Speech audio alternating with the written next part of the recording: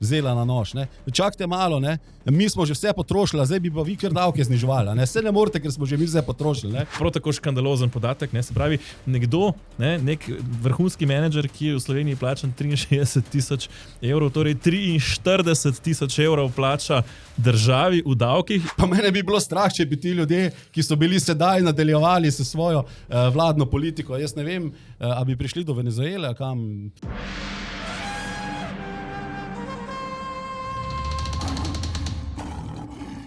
To je tedenski Safari, podcast, ki ga spremljajo levi in desni, pa tudi levi in besni. No, ta teden pa še posebej podrobno poslanci Državnega zbora, ki se sprašujejo, ali je pred njimi poln mandat in bodo vendarle uspeli sestaviti vlado, ali se podajajo na predčasne volitve. Pa podjetniki, ki se sprašujejo, kako močno jih bo udarila kriza in koliko jih lahko razbremenijo novi ukrepi, ter seveda nevladniki in javni uslužbenci, ki že čistijo ketne, pumpajo gume in brusijo kose, bi lahko rekli. Ne? No, namesto kolega Mirka Majerja pa je danes z menoj v studiu Rok Čakš, odgovorni urednik portala Zanima.me. Rok, pozdravljen. Dobro večer. Evo, če greva morda kar na najbolj vročo temo, zdaj vsi se sprašujejo, ali se sestavlja vlada, ali se ne sestavlja vlada, torej kakšna je tvoja ocena? Ja, vlada se sestavlja tam, kjer se vlada mora sestavljati, torej daleč od oči javnosti, ne pred mikrofoni, ne pred kamerami, ne tam, kjer bi jo lahko na vsakem koraku rušili, to sestavljanje. Ne. Seveda pa Janša je zavzel to neko pozicijo, brezbrižnosti se reče, ne. Golob je tisti, ki naj sestavi vlado, a ne? Jaz pa, ko bom prišel na vrsto, bom pokazal, kaj znam. Pravi, da še ne sestavlja. Zdaj ta teden smo imeli pogovore oziroma posvete pri predsednici Republike. V ponedeljek so se pri Nataši Pirc Musar zvrstili, nekako vsi vodje poslanskih skupin oziroma v imenu SDS-a ni prišla Jelka Godec, ki je bila takrat na kolegiju pri predsedniku Državnega zbora, kar je bil tudi svojevrsten spor, ampak namesto nje je prišel Janez Janša. Poglejva morda nekaj izsekov izjav, ki so jih dali in potem včeraj še ocena Nataše Pirc Musar po tem, kar je slišala. Nimamo 46 glasov, nismo jih pa želeli pridobiti na način, ki je povezan z izsiljevanjem, korupcijo ali pa podkupovanjem. Prepričani smo, da ta koalicija prevarantov ne bo imela dolgega veka. In zato se veselimo svojega dela v opoziciji. Gre za neke vrste užaljenost, ki smo ji bili priča že na konstitutivni seji Državnega zbora, ko so predstavnice in predstavniki Gibanja Svoboda žal se poslužili nekih vrednostnih sodb, osebnih diskreditacij. Slovenska demokratska stranka v tem trenutku ne sestavlja nobene vlade. Mi lahko gremo tudi takoj, ko je možno, na ponovne volitve. Smo edina stranka, ki je tega sposobna. Mi smo se pripravljeni pogovarjati z vsemi, in to bom dodal na tisto, kar sem prej rekel, ki nas jemljejo resno. Opazujem in poskušam razbrati, kdo, ne bom rekla, da kdo laže, ampak kdo ne govori resnice, a ne? Ampak nekdo zagotovo zavaja. Ta formulacija, recimo, če se vstavijo najprej pri Nataši Pirc Musar, ne, ta formulacija, ne da nekdo laže, ampak ne govori resnico, že tam je, ne, kaj je tukaj razlika, ne, ampak potem nekdo očitno zavaja. Kakšno zavajanje tukaj misli? Ja, mislim, da ona se zaveda, da zadaj nastaja desno-sredinska vlada, verjetno se zaveda tudi, da 46 plus glasov je nekako zagotovljenih, ampak se zdaj sprašuje, ne, v kakšno pozicijo bo ta potencialna bodoča koalicija postavila njo. Kajti ona je, se spomnimo, večkrat dejala, takrat, ki še nekako računala, da bo Janez Janša zmagal volitve, da bo glasove dala tistim, ki bojo prenesli 46 glasov. Ne. In zdaj, verjetno je največji strah upravičen, da to lahko stori Janez Janša, če se bo tako odločil. Ne. In potem bo ona v dilemi, ali zdaj gre in se drži svoje obljube, ali bo še ona ena od tistih, ki bo mogla svojo besedo poželeti z nekim izgovorom Black Cube ali pa karkoli drugega. Ne. No, ker ravno to je tisto, kar se jaz sprašujem. Ne? Se pravi, po eni strani smo slišali lahko Natašo Pirc Musar. Pravzaprav zgodil se je scenarij, ki ga je verjetno ona pričakovala pred volitvami, samo da v obrnenih vlogah. Ne? Mislim, da ona je pričakovala pred volitvami scenarij iz leta 2018, ne? Ko je Janez Janša zmagal volitve in potem ni uspel sestaviti vlade, ker je 46 podpisov zbral Marjan Šarec. Mislim, da je računala na isto, torej, da bo Janez Janša zmagal volitve, ampak da bi ona potem podelila že v prvem krogu Robertu Golobu, ki bi recimo kot drugi potem zaradi vseh zaklinjanj, kdo ne bo šel z Janezom Janšo, prinesel te podpise. Zdaj tega ni. Torej Robert Golob je jasno povedal, da tega ni. Zdaj, kjer se pa meni odpira dilema, pa nimam tukaj zdaj čist, bom rekel, jasne informacije, ne? Ker tukaj gre za vprašanje, kaj sta se za zaprtimi vrati pogovarjala Nataša Pirc Musar in Janez Janša. Ne? Torej, vse ostale stranke so poslale vodje poslanskih skupin. Janša je prišel kot predsednik stranke brez Jelke Godec. Zdaj lahko špekuliramo, a je Zoran Stevanović načrtno organiziral v tistem terminu posvet vodij poslanskih skupin, kjer je bila potem Jelka Godec tudi pozvana, ne, da pride. In je Janša šel recimo k Nataši Pirc Musar, ne, zato da sta se lahko kaj zmenila. Zdaj, po eni strani si Nataša verjetno ne želi, ne, tega, da bi podelila mandat Janši, po drugi strani Janši na nek način ustreza, da obide levo predsednico, ne, pa vendar, zdaj misliš, da sta se tukaj dogovarjala kakšne te, rekel, kako speljati ta postopek imenovanja mandatarja in da bosta šla drug drugemu na roke ali da bosta drug drugemu metala kolena pod noge? Težko je to oceniti, ampak mislim, da ni bistveno. Ne? Ali bomo zdaj dobili v prvem krogu nekega kandidata za mandatarja ali bo predsednica to svojo pravico izkoristila ali bo izkoristila na način, da jo bo nekdo zavrnil, ne? Tudi ona lahko deli to, pa je drugi zavrne, ne? Ali bomo v drugem krogu počakali, da bo neka skupina poslancev to imenovala. Ni bistveno, malo časovne razlike, ampak ne spreminja končnega rezultata. Ne? Morda še to mi je zanimivo, ne? Demokrati še vedno govorijo, ne, mi se pogajamo na obeh strani. Je to zdaj nek blev za javnost? Težko se pogajajo na obeh strani, ker ena stran se več ne pogaja, ne? Ker je že vehementno odložila to breme sestavljanje koalicije, ne, z nekimi težkimi besedami, naj jo sestavijo prevaranti. Ne. Mogoče bomo še o tem kasneje, kaj o teh prevarantih, kakšno rekla. Ne. Ja, no, ta je tudi močna beseda, ne, ampak se pravim, to presenetilo marsikoga, ne, v smislu Franc Križan, ne, mi se pogajamo na vse strani, sicer potem pa pove, mi se pogajamo na vse strani, ampak samo s tistimi, ki nas jemljajo resno, s čimer je nekako nakazal, da Svoboda, ki je poskušala recimo še teden dni prej prevzeti nekako teren demokratov, da to ni. Ne. Jaz mislim, da predvsem je tu neko neizkušenost. Ne. To pomeni, prihajajo k predsednici. Zdaj, če pogledamo, kdo je prišel k predsednici republike na strani teh strank, ki v ozadju sestavljajo koalicijo. Ne. To je Franc Križan, prvič poslanec, ne, starejši gospod, že malo slabše je slišal, če si gledal tam, ne, je potreboval iti 5 metrov do novinarjev, da je slišal, kaj so ga oni vprašali in potem je dajal neke dvoumne odgovore, ki so bili pa se praktično. Ne. Če bi jih dal 3 dni prej, bi še mogoče imeli nek smisel. Ne. In potem Katja Kokot, ki sicer se zelo dobro profilira na začetku, ampak vseeno se je videlo, ko je bila tule pri predsednici, da so novinarji jo skušali dobiti na besedo, na njeno neizkušenost. Ne. In niso namignili, da je Janša prej rekel, da se nihče ne pogovarja o vladi, ampak so vprašali, a se kaj pogovarjate o sestavi vladi? In on rekli, ja, seveda se pogovarjamo, ne. Janša pa ure prej, mi se ne pogovarjamo, ne. To pomeni... Če smo pozorna, je sicer Janša je rekel, da ne sestavlja koalicije, ona pa je povedala, pogovori potekajo. Tako da ta semantika je lahko zelo, bom rekel, tukaj. Jasno je, da sestavljajo koalicijo, ampak to počnejo v ozadju, spustili so spredaj, da Robert Golob poskusi, kar lahko poskusi, da izpade poraženec, torej da se izkristalizira slika, kdo je dejanski zmagovalec teh volitev. Ne?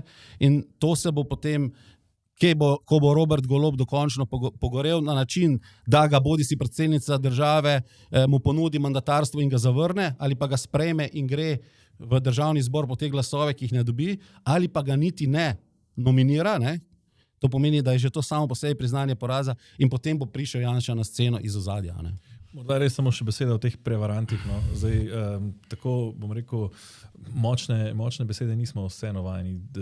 takih ocen. Ne? Pač tu je neka ironija, ki se vleče za svobodo že nekaj časa. Kot smo že v Safariju, vidva z Mirkom, pa tudi sam sem že kaj pisal, ugotavljali je, da že ko so bili na oblasti, to pomeni Svoboda, da je v bistvu na vsak način želela pokazati, da je drugačna kot SDS, v bistvu je pa počela poteze, ki so jih vedno pripisali ali pa pripisovali ali pa kritizirali pri SDS. Ne? Da potem, ko so se znašli v preiskavah, je recimo Golob diskreditiral organe pregona, ne? Še več takšnih stvari je bilo že v času ali pa vmešavanja policijo in podobno. Ne? To so vedno SDS učitelji. Ne? Zdaj, ko pa prihaja v situacijo, kjer se bo znašel v opoziciji, pa vidimo, da še vedno uporablja ta field manual SDS-a, kako ravnati v opoziciji, ampak brez tega znanja pa izkušenj, ki jih ima. Ne? To pomeni, ta prevaranti, ne? To je v bistvu nepriznavanje legitimnosti druge strani, da se stavi vlado. Ne? In to vedno učitajo SDS-u, da spodbija volitve, da ne priznava, da je nekdo drug zmagal. Ne? In to zdaj počne Svoboda. Ne? Ampak še bolj z brutalnim jezikom. Ne? Zadaj je pa neka miselnost, ki jo poznamo že od Staneta do Lanca, da ne na oblasti smo mi komunisti in če ne bi bili mi na oblasti, pač to niti ne bi moglo biti, ker bomo vedno mi. Bi moral biti nekdo drug, ampak to se ne sme zgoditi. Tako, ne? In v bistvu oblast pripada bodisi nam in če jo mi dobimo, je to demokracija, če jo pa dobijo kdo drugi, je pa to prevara in avtoritarizem. Ne? Zdaj, kar mi je zanimivo, ne, to, da Janša ne sestavlja koalicije, ne, hkrati pa je dal oziroma SDS je dala v obravnavo predlog zakona o vladi, ne, kot pravijo, moramo zagotoviti, da bo vlada lahko operativna, ne, ker neki ministrstvo so zamenjali, ampak zdaj vsi se nekako sprašujejo, kdaj torej bi lahko prišli do vlade, pa pogledamo morda še en sklop klipov, preden nadaljujeva. Že informacije o tem, da bi Janša vlado lahko sestavil v prvem krogu. Jaz mislim, da ja. Iskreno mislim, da ja, pa ne zaradi tega, ker bi bil nekdo tako sposoben sestaviti vlado, kakor se je drugi izkazal za nesposobenega. Mi smo v tretjem stebru, ne? Poleg našega trojčka še Demokrati in Resnica, resnično najprej želeli preveriti, ali se naši programi pokrivajo, lahko tudi v praksi pri rešitvah, ki smo jih ponudili v interventnem zakonu. Iskreno odgovarjam. Mi smo šli v poskus tretjega bloka najprej na vsebini. Da nam je že nekaj časa jasno, da je desna vlada sestavljena, tako da pravzaprav ne vem, zakaj se je treba toliko sprenevedati in zavajati ljudi. Obris četrte Janševe vlade in ta bo očitno, kot so bile vse tri do zdaj, v katerih je sodelovala tudi NSI in pa seveda tudi Demokrati oziroma njihov predsednik Anže Logar, revanšistična, bo usmerjena proti delavcev, proti socialna in bo takšna, ki bo ljudi razdvajala brez strateških projektov. Skratka, vidimo nekako zelo ostri, zelo trpki so v opoziciji bodoči, skratka revanšistična vlada proti ljudem. Kar me še posebej fascinira je mogoče to, ko pravijo na desni, preverjamo, ali smo programsko kompatibilni, vendarle, ko morebitna koalicija, torej če dodamo še Resnico zraven, nazadnje tudi Demokrate, zdaj Nova Slovenija in SDS okvirno nekje sta verjetno programsko kompatibilni že, kar je znano že odprej, zdaj koliko so z Demokrati programsko kompatibilni, koliko so z Resnico programsko kompatibilni, zdaj preverjajo. Na drugi strani se mi zdi, da levi pol smatra, da je tako in tako vprašanje samo ali levo ali desno, oziroma ali smo mi ali smo ne mi, se pravi, če smo ne mi, potem je nasprotna stran očitno že vse sestavlja. Tam je zanimiva ta razlika v pogledu na sestavljanje vlade. Ja, zdaj vršte na mizo, če imate, pravijo, ampak jaz mislim, da od zadaj je nekaj dobrih razlogov, da to še ni dokončno sestavljeno. Najprej mora se jasno izkristalizirati, da je Robert Golob ni bil sposoben tega narediti. Druga stvar, Janša igra malo na to hard to get, ki si že ti prejšnjič v Safariju dejal, tudi 2011 je, se spomniš, tako igral, da so ga mogli malo prositi tisti drugi ostali, da naj si stane vlado. To predvsem zaradi tega, ker tudi on bo mogel neko svojo besedo požreti in to je, da on ne bo šel v nestabilno oziroma da bo šel samo v trdno vlado in nikoli več ne bo šli v neko manjšinsko ali pa nestabilno vlado. Zdaj če bo šel v nestabilno vlado. Ne. Tretja stvar je, da v ozadju, sploh med demokrati pa tem trojčkom, še niso povsem razčiščeno te ministerske želje. Oziroma želje so jasne, ne, ampak se prekrivajo. Ne. Kdo bo zdaj na katerem ministrstvu? In tu Janša daje tudi sporočilo s tem neko brezbrižnostjo. Če se ne boste dogovorili, ne, bomo pač šli na volitve, čeprav to je blef v resnici. Ne. On to vlado iz večjih razlogov potrebuje in namerava se staviti, in če ne bi tako mislil, ne bi nikoli SDS dal glas za predsednika državnega zbora Zorana Stevanoviča, ki so ga pol leta prej diskreditirali, zmerjali in ne vem še tako na Janševih medijih kot nekateri politiki. In seveda v odnosu ta ravnotežje, to pomeni SDS na eni strani proti partnerjem. Vse te stvari, obrisi, tako kot je rekla, to drži, obrisi so sestavljeni, detajli še niso. Ne? Kdaj bojo pa oni prišli, bo pa ocena strateška Janeza Janše, bila smo prepričani, da on je najboljši človek v Sloveniji, ko ve, kdaj je treba z predlogom priti v državni zbor. Ne? Ta trenutek pravzaprav se nekako omenja nekje med 10. in 20. majem, ne, skratka zagotovo ne pred prazniki. Tudi Nataša Pirc-Musar je rekla, da sledi po praznikih nov krog posvetovanj s poslanskimi skupinami, ne, takrat morda že lahko pričakujemo nekaj več tudi konkretnih informacij ali morda še ne.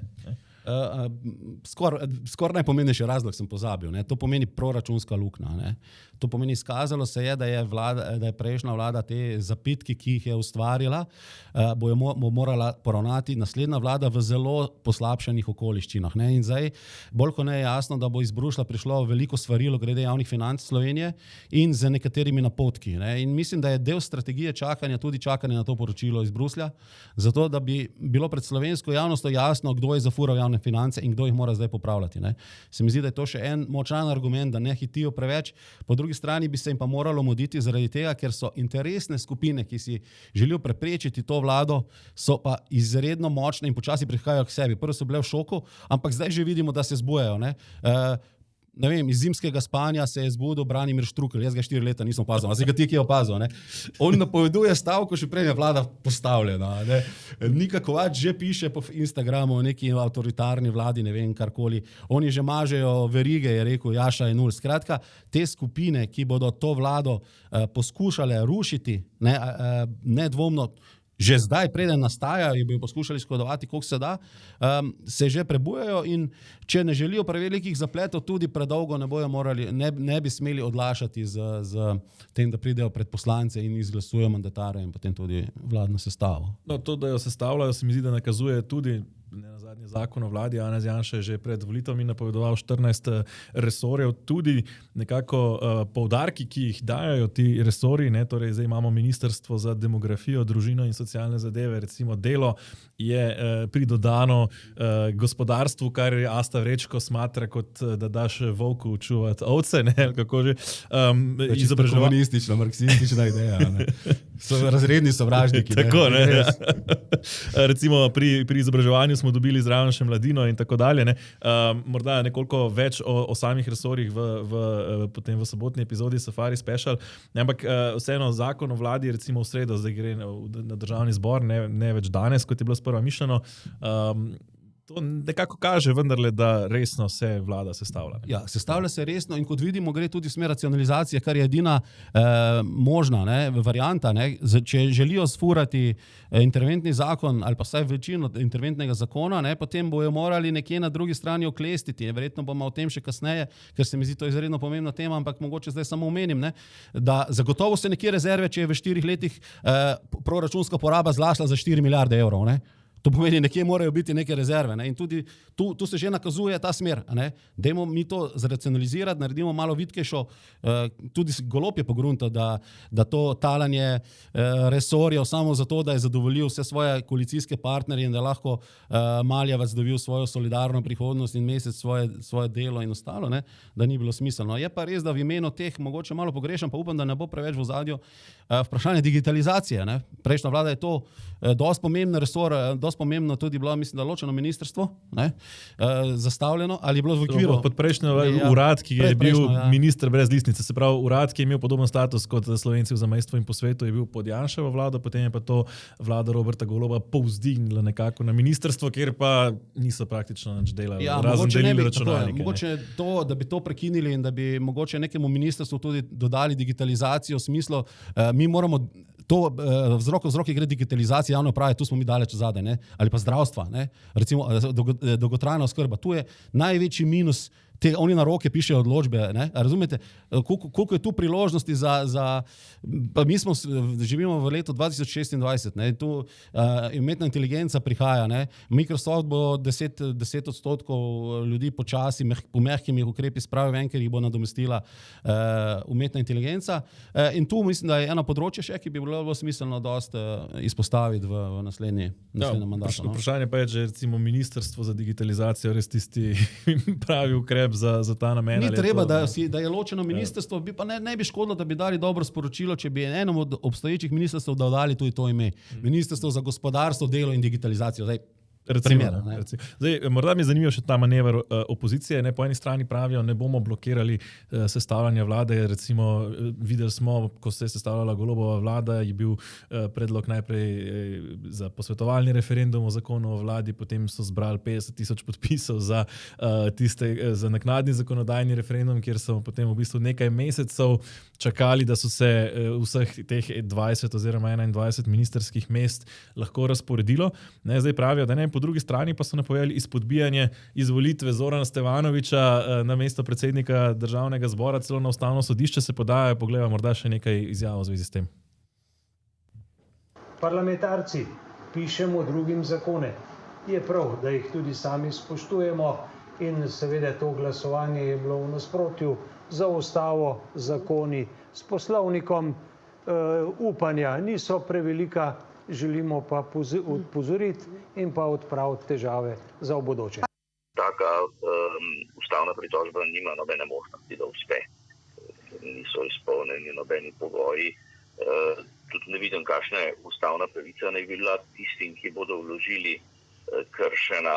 Glede, ker ni bilo vplivano na voljo tistih, ki bodo vložili, ampak na voljo nekih drugih. Tisti pa ne bodo vložili najbrž.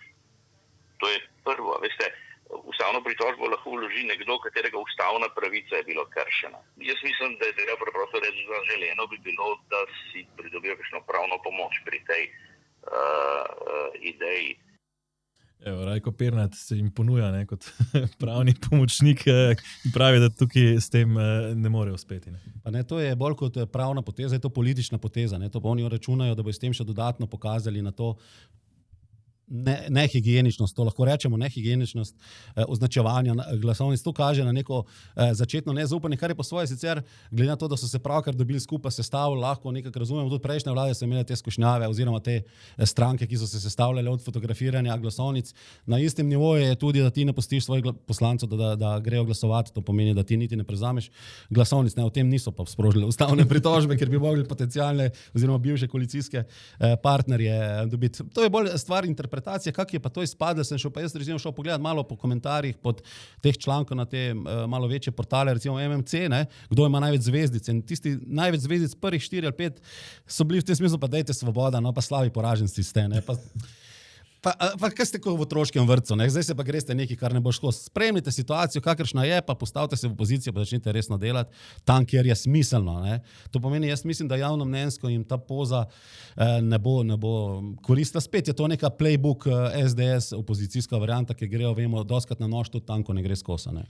Ja, jaz bi celo rekel, da ko gre pri Stevanoviću, da mu še uslugo delajo, ne? Zdaj, ker se mi zdi, da kot smo, saj jaz ocenjujem, ne, tako v zadnjih tednu oziroma 2, ko smo spremljali od izvolitve Zorana Stevanovića naprej, več kot se z njim ukvarjajo, več neke publicitete mu dajo, ne nazadnje, ko pa pride Zoran Stevanović v studio, ne, pojasniti te stvari, pa nekako zelo dobro retorično uspeva obrniti vsako stvar, ki jo vržejo proti njemu na svoj mlin, ko jaz mislim, da celo, če bi šli v ponovne volitve, recimo, da bi mu to naredili samo še večjo uslugo. Ne? Absolutno. Ne? Stevanović je tip politika, ki je izredno talentirana retorično in tudi zna vsako stvar obrniti svoj prid. Mesto, ki ga je pa izpogajal, moramo mu čestitati, da je uspel, res je visoko prišel, je pa seveda naredil točno zato, da bo žarometi čim več na njemu. Ne? In tisti, ki mislijo, da bo za odločitvijo, da bo podprl neko koalicijo, v tem primeru zelo verjetno Janševo, da bo s tem on sebi skopal grob, se zelo se motijo. Več kot bo takšnih situacij, kot je bila tale, da ima priložnost, da pove. On je tudi rekel, ne, jaz zdaj na poslance apeliram, naj ne označujejo glasovnic. To pomeni, on se je postavil za avtoriteto. A veš, oni iz ulice, ki je pri tem podgane so prišle iz kanalov, ne? On je zdaj tisti, ki uči moralne, ki deli moralne nauke, razumeš, izkušenim poslanskim skupinam ali poslancem, ki so mogoče drugi ali pa že tretji mandat. Ne? In to je njemu samo v prid. No, še to, kar je še bilo zanimivo ta teden. Ne? Pravzaprav smo imeli na prvi seji že kar nekak tak, bom rekel, večji spor. Ne? Po eni strani opozicija bodoča opozarja, češ, da si je SDS že uzurpiral neke mesta, ki mu ne pritičejo, glede na to, da koalicija še ni. Če bi koalicija že bila sestavljena, to ne bi bil problem.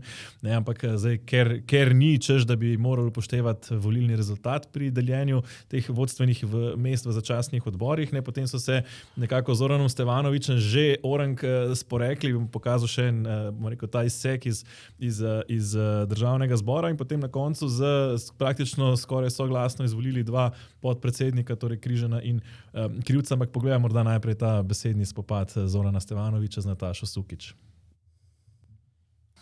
Zato, da bi se pri razdelitvi predsedniških mest dejansko upošteval volilni rezultat, smo včeraj na kolegiju podprli predlog, da bi eno od teh dveh mest pripadlo poslanski skupini Nove Slovenije, SLS in Fokusa, ki je na volitvah dosegla 3. mesto.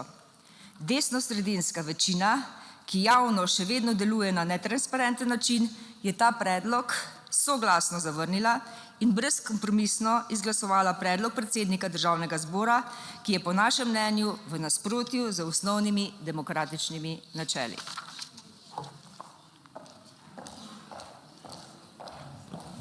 Najlepša hvala, gospa Katič.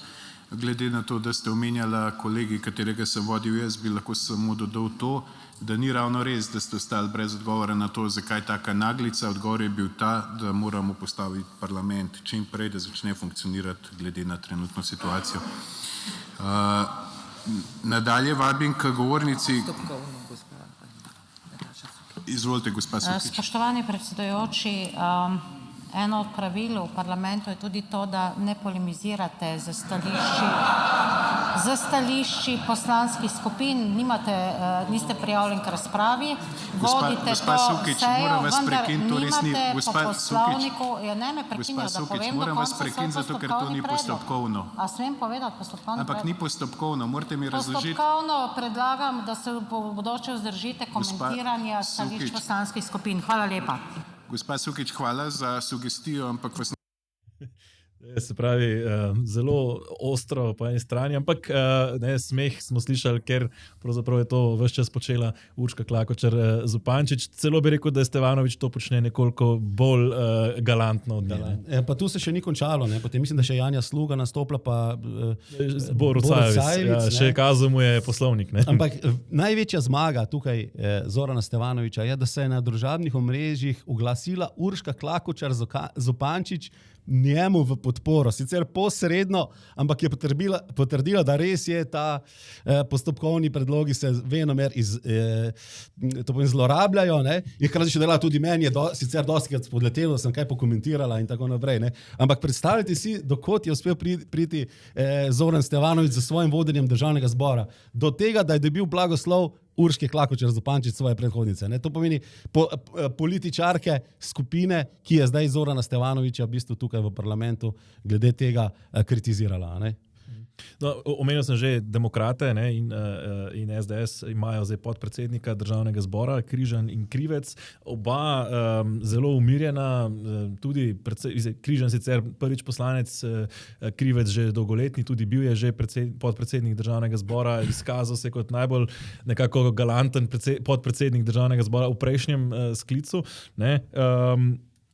86 oziroma 84 glasov sta dobila. Ne? To je praktično vsi prisotni. Ne? Tu se vidi, da je zadaj neka priznanje tema človekoma Danijelu Krivcu, tudi z druge strani, da je zelo umirjen, da ima to potrebno izkušnje, znanje in tudi umirjenost za to funkcijo. A ne? Pa tudi Francu Križanu, da je zelo dobro vodil, no, recimo že ustanovno sejo in potem naprej, da je tudi zelo pomirjevalno deloval, za razliko od tega, kaj smo bili vajeni v prejšnjem mandatu na tem sedežu. Ne. In tudi Zoran Stevanović v nasprotju z njegovim uporniškim karakterjem, recimo, je zelo konstruktiven do zdaj kot predsednik državnega zbora, kot smo že omenili. Tako da tu eno mesto vemo, da ostaja prazno, to mesto bo zagotovo pripadlo potem opoziciji, ko se bo ta dejansko formirala, ta koalicijsko-opozicijski blok in to bo verjetno kdo izmed Gibanja Svoboda to mesto zasedel in to je to. No, zdaj, če je Krivec precej miren, ne, pa recimo temperaturo dvigoval ta teden Zvonko Černač, ne, namreč po tej seji je prišlo do seje mandatno-volilne komisije. SDS tema je bila imenovanje sodnikov, SDS je predlagala zamik tega imenovanja, ki pa ni bil izglasovan, ker so demokrati glasovali skupaj z levimi strankami in na ta način omogočili, da glasovanje o sodnikih torej poteka normalno, da se ta postopek ne ustavi. Ne. Slišali smo lahko Zvonkota Černača zelo ostro, češ ne bomo z Esmeraldami v opoziciji, gremo na predčasne volitve, na drugi strani ne, pa opozorila, ne, češ zakaj si kopičijo neke spore z sodnim svetom, ki je trenutno v enem najbolj normalnih sestav v času od osamosvojitve naprej. Ne. Pa tako je, zakaj bi si pridobijo sovražnike tam, ko ni potrebno. Sodni svet je dal predlog, sodni svet vemo, da je trenutno zelo strokovno, neodvisno sestavljen, ne, in tudi vsebinski predlog je bil smiseln. Ne.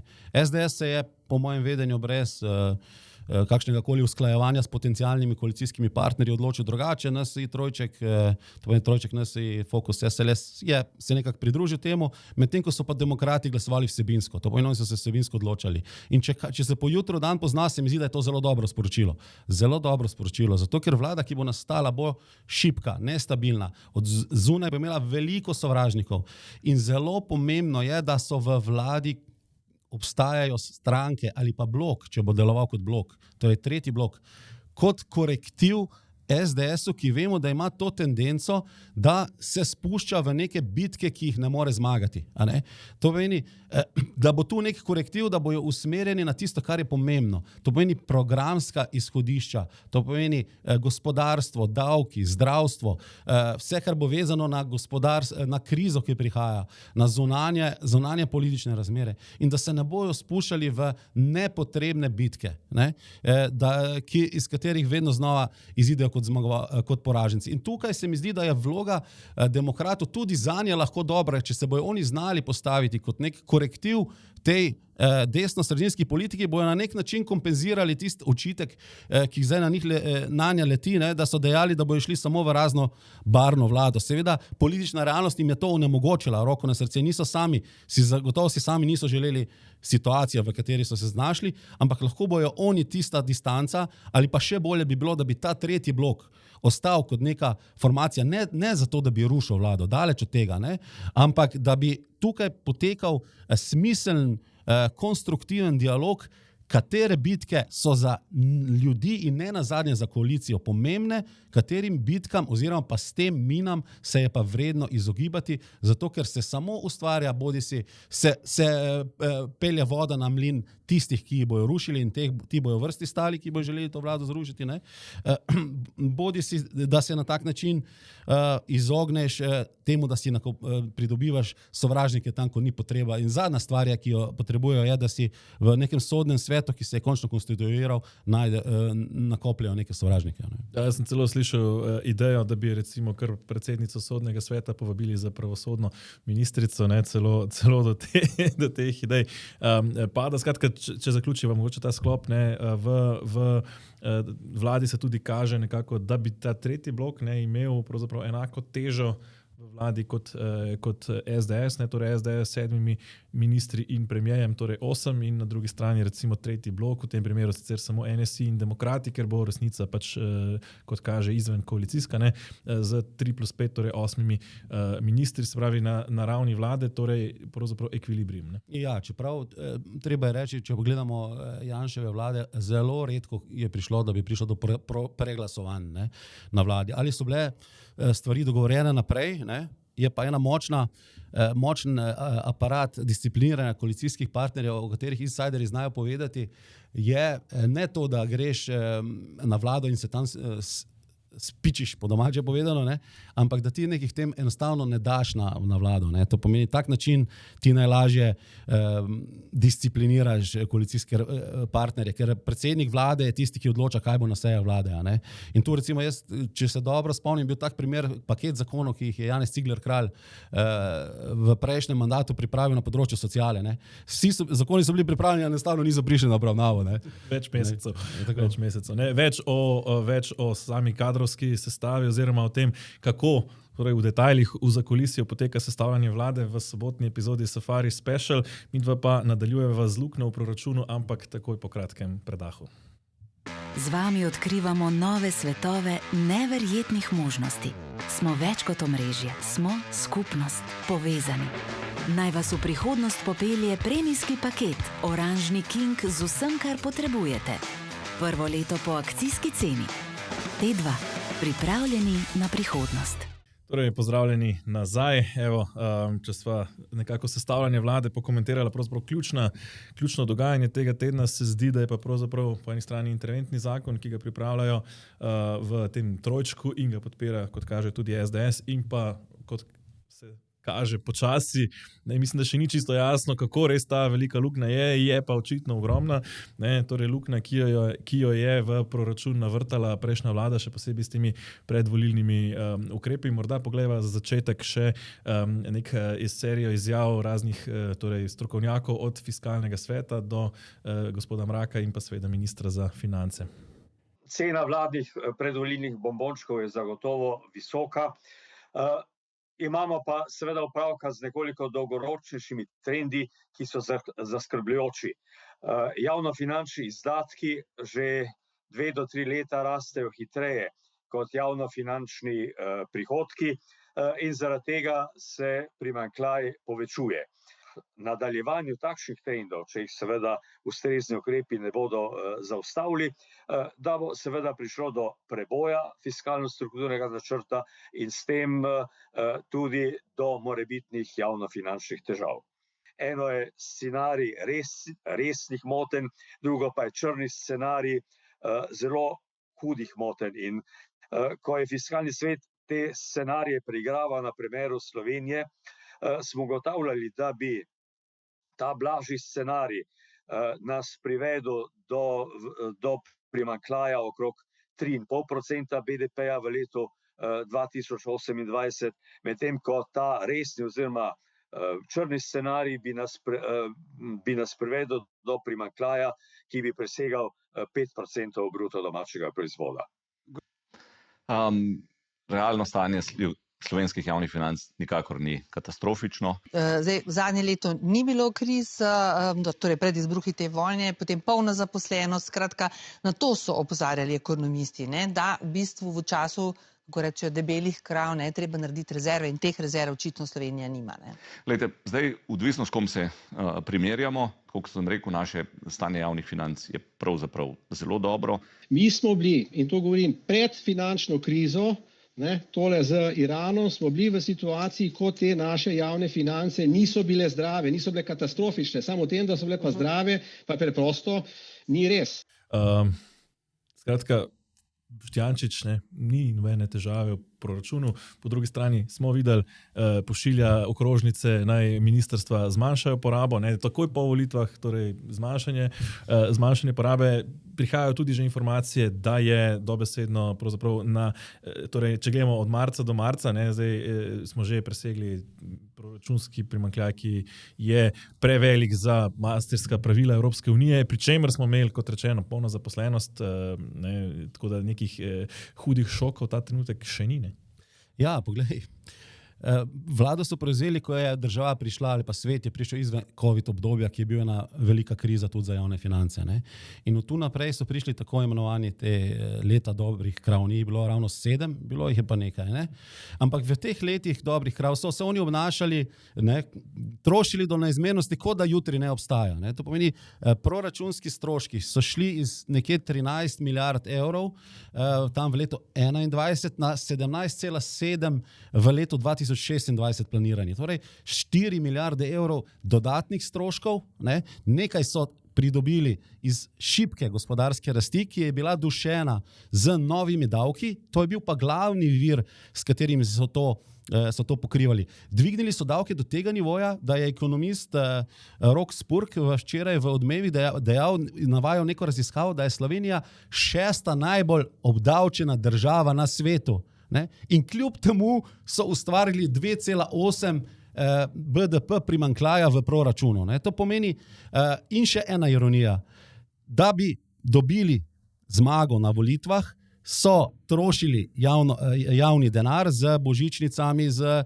dvigom minimalne plače, z uvedbo tega prispevka za dolgotrajno oskrbo in zapitek, potem ko so volitve izgubili, bo morala plačati naslednja vlada. Torej zapitek za njihov volilni program. In to je ironija, zaradi katere Janez Janša zdaj pravi pa, jaz bi se na njihovem mestu tudi bil vesel, če bom to, kaj smo mi zafurali, morali drugi Ja, se ta zapitek, ki ga omenjaš, zdaj konkretno, 700 milijonov je že jasno, da je bilo zvrtane proračunske luknje samo v prvih 3 mesecih leta. Zdaj govorimo o dolgotrajni oskrbi, torej na hitro so prevedli vse stanovalce domov, da so jim znižali položnice v ta sistem dolgotrajne oskrbe, zdaj ugotavljajo, da so bistveno podcenili situacijo, tako da bodo tam že več 100 milijonov se kaže, da bi lahko izpadlo. Potem so s temi dvigi božičnic in minimalne plače povzročili neposredne dvige stroškov, recimo v vrtcih, kakor mi je znano, vsi vrtci v Sloveniji so v fazi dvigovanja cene programa, vprašanje je samo, se bo to zgodilo aprila, maja ali junija. In tako dalje, se pravi, ves ta zapitek zdaj prihaja, pri čemer pa niti ni manevra za recimo neko znižanje davkov, ki kot pravijo, svarijo pred tem interventnim zakonom, ki ga zdaj pripravljajo v NSI, SLS in Fokusu. Ja, pač dejstvo je, da gospodarstvo potrebuje kisik, javnofinančna situacija pa izredno omejuje prostor za ta kisik. In to je zdaj bistven problem. Zdaj nova kompozicija, ki nastaja v ozadju, je prišla, oziroma tretji blok v glavnem, Janša je bil malo skeptičen do tega, če si videl pri teh pogovorih pri predsednici Republike, ampak verjetno je tudi se strinja, da je nekaj v to smer mora iti, je prišla za tem interventnim zakonom. In ta v bistvu ne gre za to, da mi nekaj drastično znižujemo davke na splošno. Gre za v bistvu neko vračanje na neko prejšnjo stanje obdavčitve. Ne gre zdaj, da bi šli čez to. In zdaj pa so jo ta koalicija, ki nastaja zdaj, ki se bo prelevila očitno v opozicijo, to potezo vzela na nož. Čakajte malo, mi smo že vse potrošili, zdaj bi pa vi kar davke znižovali. Vse ne morete, ker smo že mi vse potrošili. In potem v Odmevih je Boštjančič rekel, kak je rekel že točno, bojim se ljudi, ki bodo prevzeli. Če bodo ti ljudi prišli na oblast in prevzeli javne finance, me je izrazito strah. Pa mene bi bilo strah, če bi ti ljudje, ki so bili sedaj nadaljevali s svojo vladno politiko. Jaz ne vem, ali bi prišli do Venezuele, kam...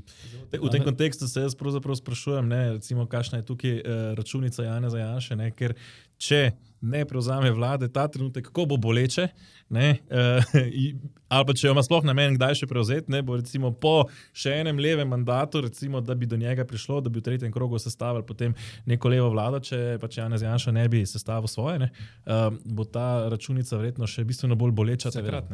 Jaz mislim, da Janez Janša bo zagrizel to jabolko, ne glede na koliko omenja možnost predčasnih volitev in vsega ostalega.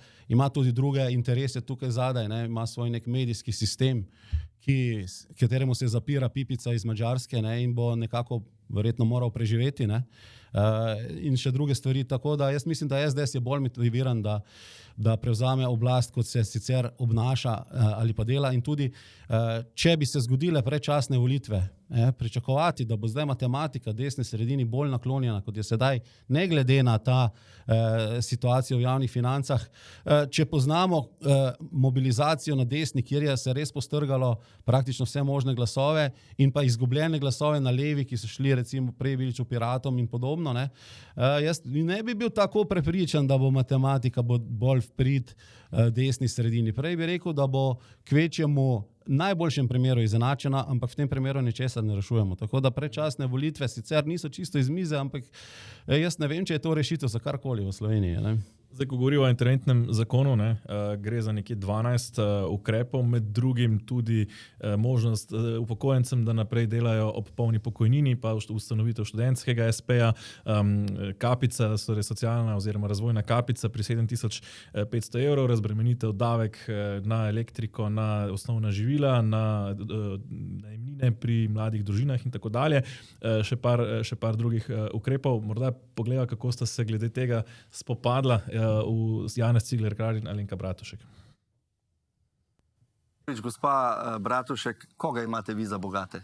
Gotovo, kot kaže, imate za bogate kmete, ki nosilci dopolnilne dejavnosti na kmetiji plačujejo še 3% za dolgotrajno oskrbo, ki ne deluje in ga bomo mi ukinili. Gotovo imate, kot kaže, za bogate 122 000 SP-jev, ki pač ustvarjajo svoj denar iz nič in jih bomo zdaj začeli razbremenjevati. Gotovo nimate za bogate 82 000 študentov, ki bodo lahko koristili študentski SP. Pa ne vem, a imate za bogate 600 000 upokojencev, ki jih bomo razbremenili 1% prispevka. Kaj pa 20 000 upokojencev, ki bodo po tem interventnem razvojnem zakonu imeli možnost polnega dvojnega statusa, kar pomeni, da ob izpolnitvi polnih starostnih pogojev za pokojnino lahko z prejemanjem 100% pokojnine tudi delajo naprej, tudi plačujejo polne prispevke. Vse to so ljudje, ki ustvarjajo, ki držijo to državo in ki plačujejo tudi v proračun za to, da imamo socialno državo in državo blaginje. In to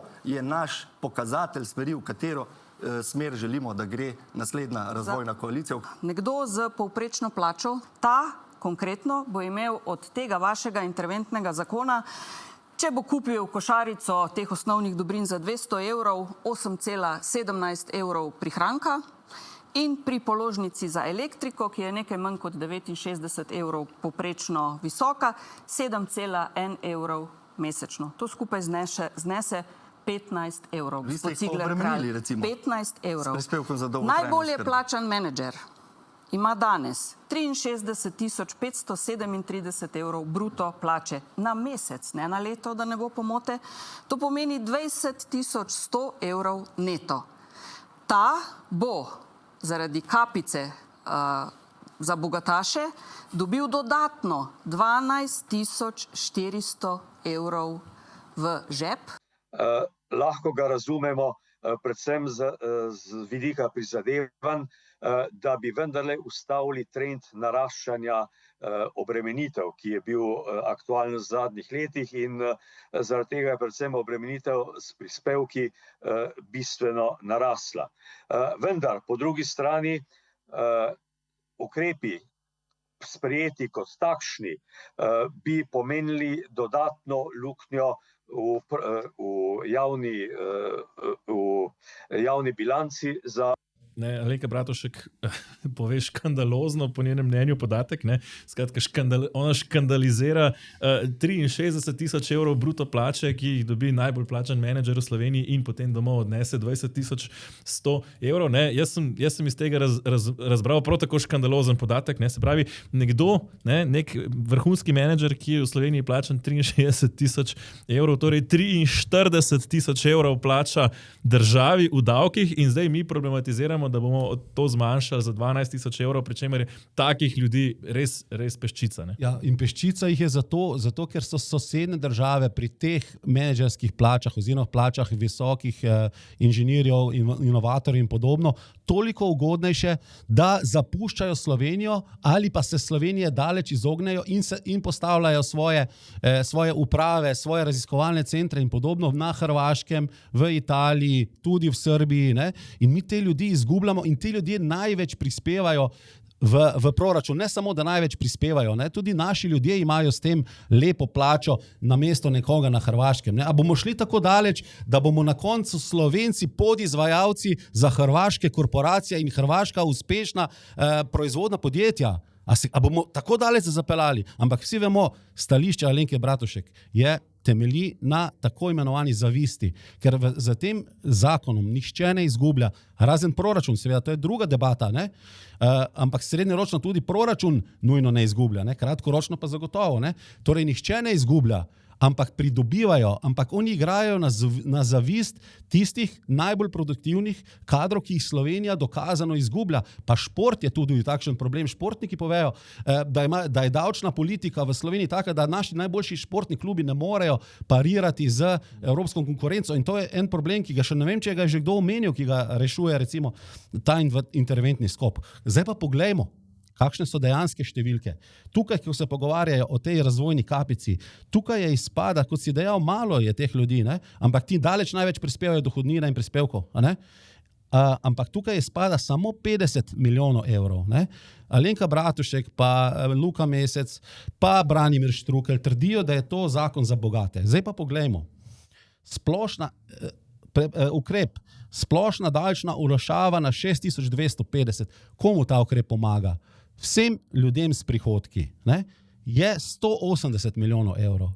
To pomeni, ukrep, ki je namenjen za vse ljudi, je 180 milijonov evrov.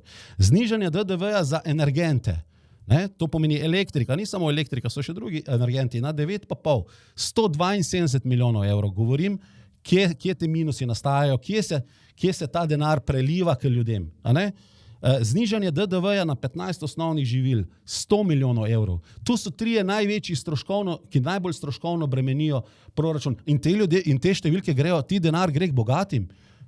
Ta denar gre k ljudem, navadnim ljudem, ki so preobremenjeni z davki, prispevki, z vsem, kar jim je bilo navlečeno v prejšnjem mandatu. In te skušajo razbremeniti, medtem ko jih pa rušijo, ne, na podlagi tistega dela, ki gre za najbolj produktivne, ki nam bežijo v tujino.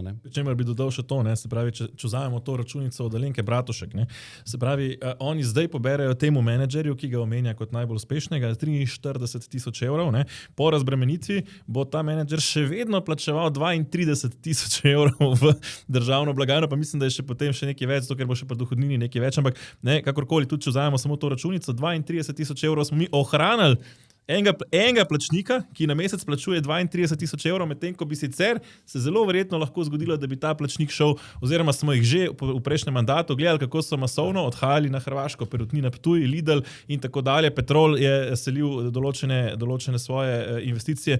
Ne? Se pravi, ta ukrep, v bistvu mi smo 50 milijonov na vides, ne, pravzaprav žrtvovali, zato da mi ohranimo te najvišje plačnike v proračunu. Ne. To se mi zdi to zavajanje na račun favšije, oziroma igranje na račun favšije. Ne. Dejstvo je, da je glede na situacijo, v katero nas je prejšnja vlada pripeljala, zelo, zelo težko uveljaviti vse te ukrepe bo zelo na kratki rok, brez nekega večjega zadolževanja ali pa velikega klestenja, čeprav tu je rezerva, smo videli, koliko so se odhodki povečali in tu mislim, da Janša trezno, malo z distanco jemlje, bomo še pregledali. Ne? Jaz mislim, da bo treba, vse zakon je v rednem postopku, v tem postopku bojo lahko preučili še, ko bojo videli, kakšna je dejansko finančna luknja, bodo preučili, kaj si lahko privoščijo in kaj si ne, ampak ključna je smer. V to smer mora iti, da gospodarstvo in ljudem vrnemo kisik, da bo gospodarstvo lahko produktivno, da ne bo višek produktivnosti zapravilo za stroške dela. Mi imamo največje razmerje v višku produktivnosti, ki jih zapravimo v strošku dela v Evropi skupaj s Francijo. A razumete, mi potrebujemo, da se to gre v investicije, da se obrne. Ne? To je v včerajšnji Tarči, mislim, da je bil tudi gost v tvoji oddaji enkrat v Safariju. Ne? Gospod, kako se piše? Marko Verdel Podgornik. Verdel odlično povedal o Alenki Bratušek. Pogleva, kaj je povedal. Imam. Se nehajte z ideološkimi boji levo in desno, ker vsi rabimo razvoj. Vprašam, na koliko zaposlenih v vašem podjetju od 150 bo ta kapica vplivala? Te informacije vam ne bom povedal, ker ni javno, koliko ima kdo plače. Ne? Ampak lahko vam pa povem, da moram čarati, če želim dobiti kader za tak denar. Se strinjam, sam mislim, da je večji problem nižje kot od 7500 evrov gor. To v bistvu hočemo povedati. Obdavčene plače so tako ali tako preveč in tudi za dvigom minimalne plače so ljudje dobili 100 evrov neto več, mi delodajalci plačamo pa 200 evrov več. Lahko jaz sam še glede Zakaj niste ljudem dali več, pa prispevke znižali za najmanjše, za tiste, ki so... Zato, ker je treba plačati učitelje, zdravnike in vse ostale, zato, ker je treba zagotoviti denar za pokojnine, porodniška nadomestila in vse ostalo. Veste, kaj jaz lahko naredim takrat, ko nimam denarja? Odpustim ljudi. Država ni podjetje. Vem, da ni podjetje, ampak napaja se z gospodarstva. Se strinjam in zato se tudi jaz predlagam, da delamo z roko v roki. Ampak sam, kar se tiče minimalne plače, to je zakonska določba, me bo minister popravil, jaz mislim, da 20 let v zakonu zapisana, to je obveza. In mi nismo šli na zgornji znesek. Ampak lahko bi delno prispevke znižali, 150 evrov više. Nekaj bi dala država, prispevke bi lahko znižali, pa bi ljudje dobili 600 evrov več. Malo racionalizacije bi pa lahko upoštevali. Graditev avtobusne postaje, železniške postaje za 150 milijonov, 200 milijonov. Tukaj se pa mi pri socialni kapici pogovarjamo za 50 milijonov. Da vedno, ko vas poslušam, je problem z bogatimi. Vi se ukvarjate samo s tem, da nekateri zdravniki bodo zaslužili še več ali pa da so sposobni ustvariti preveč za vas. Ne sledite pa pacientom. Jaz sem imel sodelavko 3 leta na bolniški zaradi tega, ker ni prišla do operacije kolena. Stalo je to zdravstveni sistem 75 000 evrov, samo nadomestilo plače. S tem, da sem bil 3 leta brez zaposlene in sploh nisem vedel, kdaj lahko nekoga zaposlim, ker ne vem, kako dolgo bo v bolniškem staležu. In vi ne naslavljate težav ljudi. Vi se pogovarjate, gospa Bratušek, dovolite mi, da končam. Pogovarjate se samo o tem, da nekateri manjšina ali pa peščica zdravnikov, ki so sposobni, ki so tudi menedžeri po svoji duši, so sposobni zaslužiti več. In zakaj pa ne, če je za to manj čakalnih vrst in ljudje prej pridemo do zdravnika? Zakaj ne? Zato, ker bi lahko tam, kjer so zaposleni, naredili... Dajte jim omogočiti, če pa ne smejo, če imate tako imenovane kvote. Če imate kvote. Ja, lahko... Ne, se pravi, mislim, da je Alenka Bratušek se vse strinja, samo drugače dela. Streznjenje z realnostjo je to. Point, ko so preprečili oziroma zneutralizirali reformo prejšnje vlade davčno dohodninsko, so tudi učitelji in tudi zdravniki in vsi ostali dobili neto nižje plače čez noč. In vsi ti bi imeli više plače. Poznam v mojem sorodstvu družina z 2 šolnikoma. Čez noč sta zgubila 3000 evrov na leto, samo zato, ker se je vlada zamenjala, pa so popravljali škodljive posledice prejšnje vlade. Za koga so bile te škodljive prejšnje posledice? Oni so ravno kontra naredili. Potem so pa druge davke navili, da so jim pa sprejeli plačno reformo, ki je zdaj hudo breme za proračun, ker so se zakalkulirali pri stroških, ki jih bo prinesla, ker so prelagali stroške. Nekaj so dali v 25, večino stroškov so predali 26, 27 in zdaj zvisijo stroški kot mlinski kamen okoli vratu. In zdaj vlada, ki jo prihaja, je pa zdaj v zelo situaciji glede tega. Ta plačna reforma je sprejeta, če bojo pa zdaj dohodninsko olajšavo, ko bojo dogvali, bo pa tam nastala minus, ker bi lahko to rešili na tak način, pa bi vsi dobili več.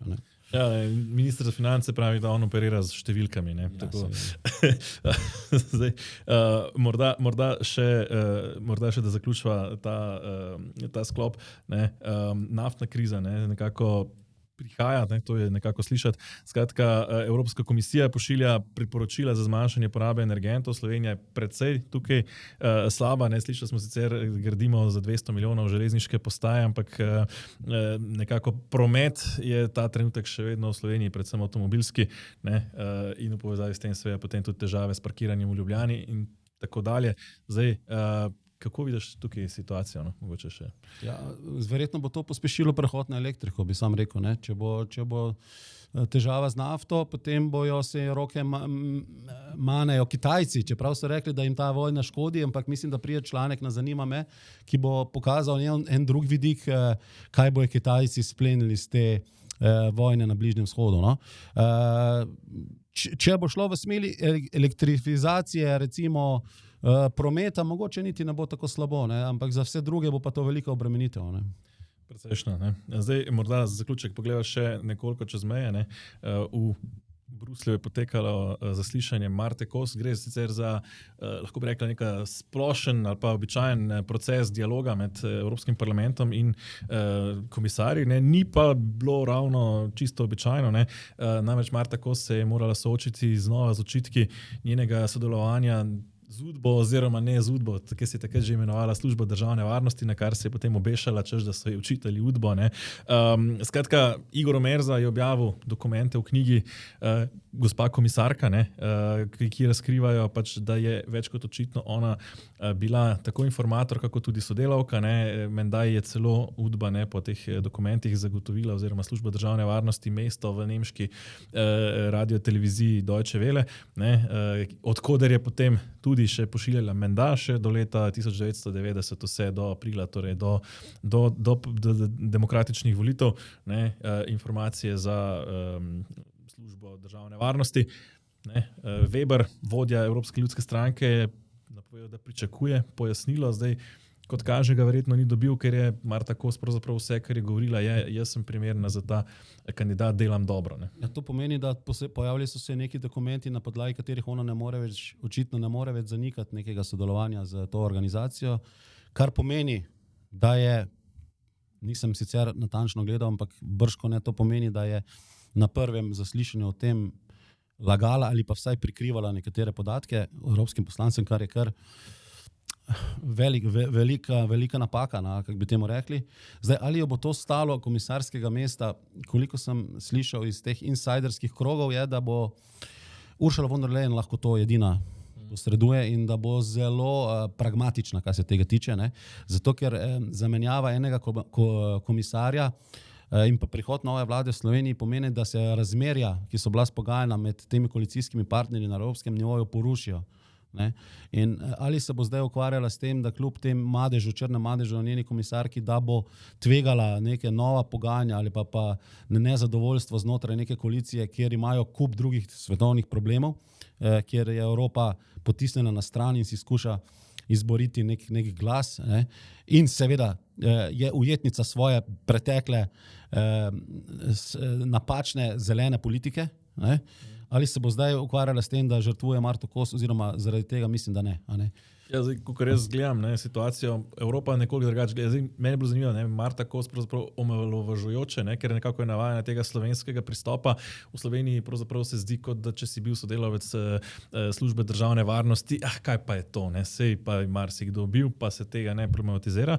V Evropi je vendarle odnos do tega bistveno drugačen. Mislim, da je to lepo pokazal latvijski poslanec, ki je Marto Kos precej celo dvakrat, mislim, da vprašal isto vprašanje, ker mu ni dala odgovora, in zelo jasno povedal, ne problematiziram vašega dela, kjer nekako se kaže pospešek na področju širitve. Zdaj, koliko je to prav neposredno zasluga Marte Kos, koliko je to pač usmeritev Evropske unije, da je potrebno torej širitev vendarle pospešiti, je stvar debate, ampak ta problem je na eni strani torej komisarja imeti obremenjenega s tem, da je bil sodelavec službe tajne policije. To je kot bi recimo v Nemčiji imeli komisarja, ki je delal za Stasi.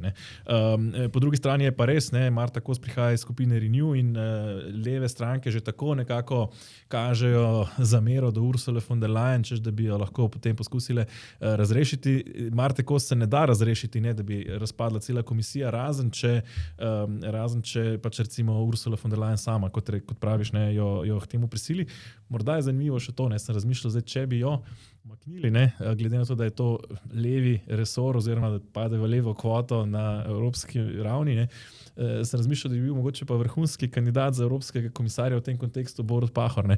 Se pravi, za Balkan verjetno je eden največjih strokovnjakov za recimo Balkan, kar je ravno področje širitve. Sicer je Socialni demokrat vsaj bil, ne vem koliko še član te stranke, kar je druga kot Renew, pa vendar tukaj bi lahko naredili nek kompromis, da bi bil volk sit in koza cela morda. Ne vem, če bi bil volk sit, zato ker če pa je kdo najbolj usovražena figura na slovenski levici, ni toliko Janez Janša kot Borut Pahor. Ne? In oni se v tem imenovanju nedvomno ne bi našli torej med svojimi. Ne? Mislim, da ne bi bil sprejet, oziroma bi bil sprejet na nož. Ampak kar se tiče strokovnosti pa kompetencije, je jasno, da Borut Pahor bi zdaj, že če ne bi bila ta vlada, ki mu je zaprla vse poti na mednarodni nivo, bi že zdaj bil zagotovo visoko v kateri od mednarodnih inštitucijah in je tudi en redkih ali pa mogoče najbolj kompetenten, izobražen, izkušen seveda Slovenec, ki bi lahko odigral pomembno vlogo na evropskem parketu. Ne? Ja, omenjalo se je takrat recimo in mesto visokega predstavnika Evropske unije za Bosno in Hercegovino, kjer recimo trenutni Kristjan Schmidt ne opravlja ravno najboljšega dela, se pozna vendarle, da je Nemec proti recimo, je se nekako pokazalo v preteklosti, da je bolje, da je na tem mestu recimo kakšen Slovan, in tako dalje, ampak ja, vse je zaprto, vse pa tudi v Evropi recimo stvari pomikajo, vse bo levo, morda za konec res ta še pogled, torej videli smo ta teden sodbo sodišča Evropske unije 9 dni po madžarskih volitvah, sodba proti Madžarski, želijo, da umakne Orbanov zakon za zaščito otrok in mladostnikov, torej pred vsiljevanjem LGBT vsebin, in več uglednih pravnikov opozarja, sodišče gre predaleč, preveč se pomika ideološko v levo. Ja, tukaj ne bom kaj veliko dodajal, ker vemo, da je to tvoje področje, ki ga zanima me, že delaš pa prej dolga leta tudi za domovino si to delo. Mogoče je res to opozorilo, mogoče tej desni sredini na evropski sceni, da je bolj proaktivna, ko gre za podporo svojim kandidatom. Tako za te pozicije ali pa te funkcije po raznih organih, kot tudi pri zastopanju svojih idej, ko gre za vpliv na medije. Tukaj mislim, da bo sploh v Sloveniji prišlo v naslednjih tednih in mesecih do pomembnega vpliva, ker se zdi, da se že brusijo kose, po domače povedano, tako si v začetku rekel za sindikat, da se to vlado v Bruslju vzame na nož na podlagi lobiranja levičarskih struktur v Bruslju o tem, kaj se v Sloveniji dogaja.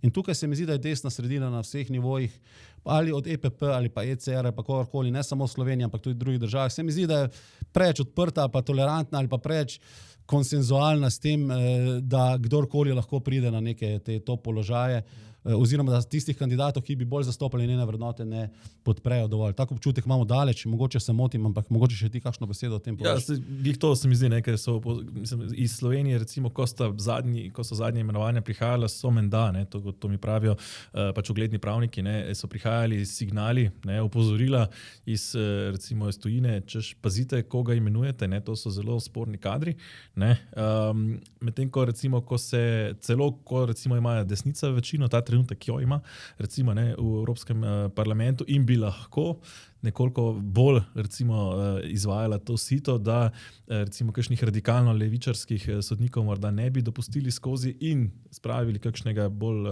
recimo konzervativno razmišljajočega, da se pač ta sodišča, bom rekel, od najvišjih nivojev, torej od Evropskega sodišča za človekove pravice in potem recimo sodišča Evropske unije, pa potem tudi nižje po državah, da se zelo aktivno torej pakirajo z levimi sodniki. Recimo lep primer tega je tudi naše ustavno sodišče, 8-1, recimo je ta trenutek v odnosu med zelo levimi do recimo sredinsko do zmerno desnimi. Tako, evo, pri koncu sva teden nekako pokomentiran v osnovi, nekoliko bolj v globino sestavljanja vlade še v sobotni epizodi Safari Special, tako da evo, za vse naročnike in podpornike še ta korak, tako da spoštovani naročniki in podporniki, se vidimo v soboto. Kdor še ni, seveda lepo vabljen, da se naroči na portalu zanima.me, lahko v soboto dostopate tudi do dodatne vsebine, torej Safari Special, kjer se podamo še nekoliko globje in raziščemo oziroma razkrijemo še nekaj zakulisij, ki morda za tokrat zanje ni bilo časa, tako da se vidimo torej v soboto, vsi ostali pa seveda do prihodnjega petka. Lep pozdrav in nasvidenje.